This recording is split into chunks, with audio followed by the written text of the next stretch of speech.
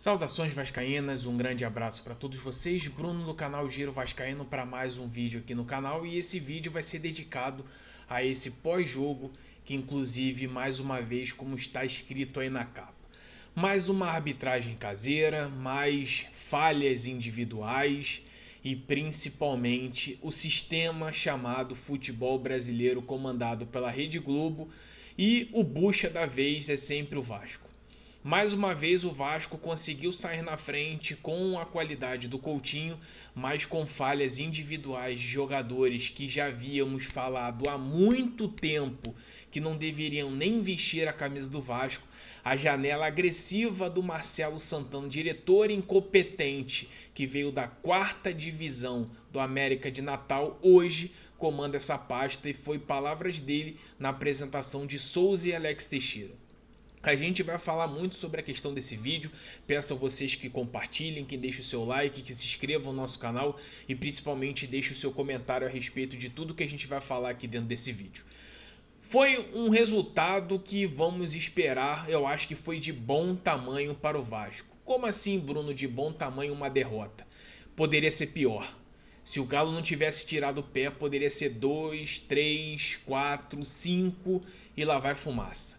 2-1 ainda está vivo ainda no jogo de São Januário, apenas 1-0 leva para os pênaltis. Se fizer 2-0 e não tomar gol, que é algo muito difícil dessa zaga do Vasco, consegue a classificação.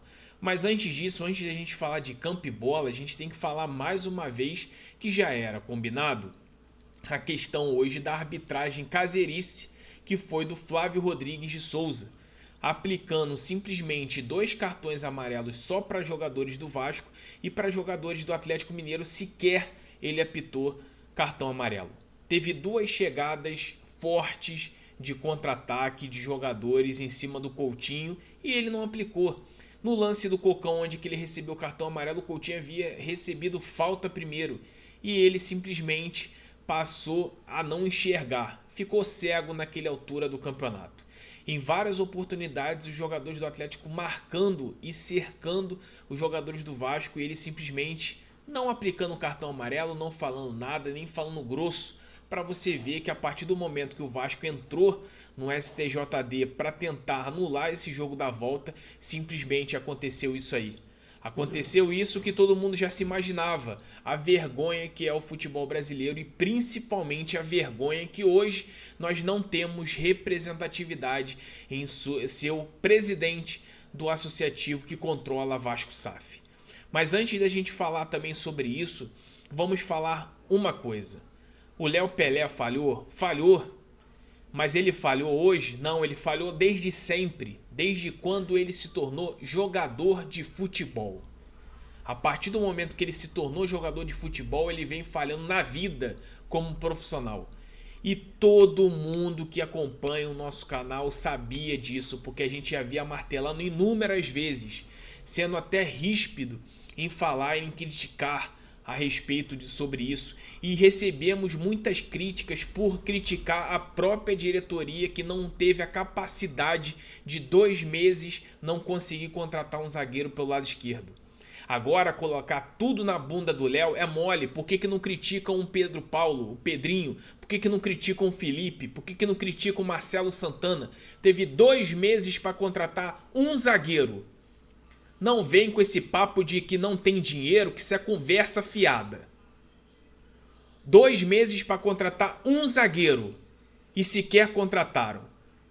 Se encostaram nessa porra do resultado, sabendo que não tinha desempenho, e simplesmente falou: não, o campo vai me dizer o que eu preciso contratar. Realmente o campo estava dizendo que precisava não só da janela agressiva, como esse Marcelo Santana, que é incompetente na sua função, que está dentro do Vasco por ter cabine de emprego, porque é amigo do Felipe e do Pedrinho, porque gabarito e currículo não tem porra nenhuma.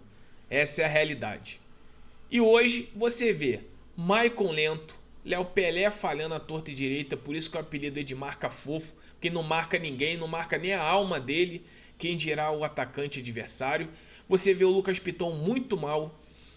Talvez a modificação que o Rafael Paiva conseguiu ver no horizonte, que todo mundo, torcedor que tenha racionalidade, falar a respeito que deveria colocar o Puma na lateral, ali na ponta direita, ele colocou. Foi talvez o menos pior de todos. O Rivaldo colombiano, ele precisa talvez parar de jogar futebol e ser maratonista, velocista, talvez aprender com o Usain Bolt a maratona de Paris, entre outras coisas. Jogador de futebol ele não é.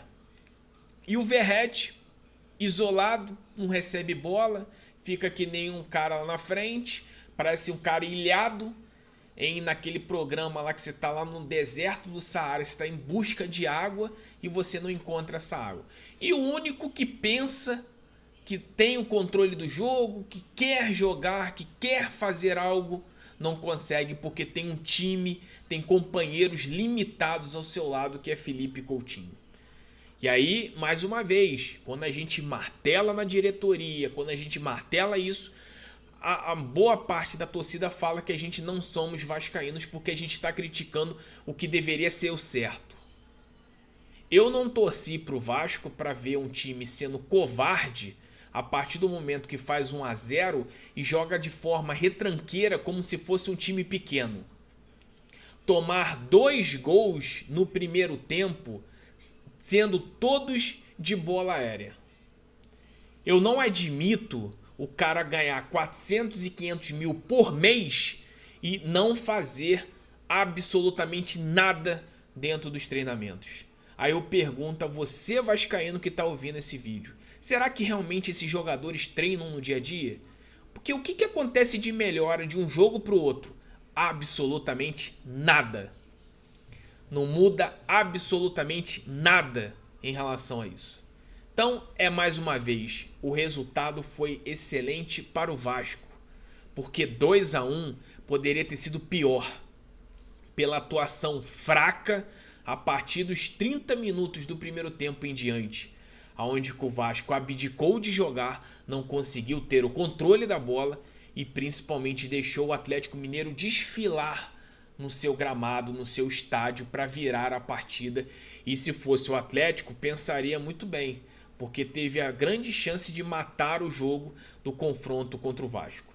No dia 20 tem o jogo da volta, a gente vai falar muito a respeito sobre o jogo, parte tática, individual e muito mais amanhã no nosso Café com Giro a partir das 9h45, mas hoje eu decidi abrir um vídeo aqui falando com vocês e gostaria que vocês colocassem um comentário de todos aqui no vídeo a respeito da sacanagem o que o Vasco vem sofrendo. Fomos roubados, um pênalti claro para cima do Verratti, o cara tirou a camisa dele praticamente dentro da área e sequer o VAR chamou.